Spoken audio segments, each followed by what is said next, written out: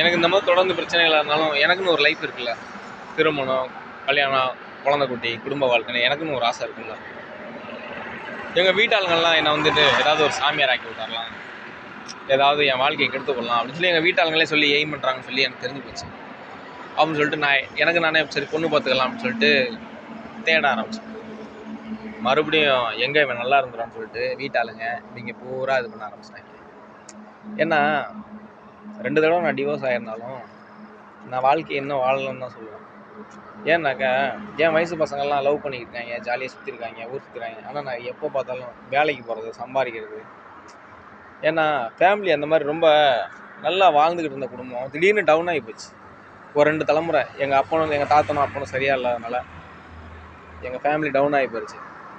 அதுக்கப்புறம் நான் ஏதாச்சும் பண்ணி நம்ம ஃபேமிலியை முன்னுக்கு கொண்டு போகணும்னு கஷ்டப்பட்டுக்கிட்டே இருந்துட்டேன்.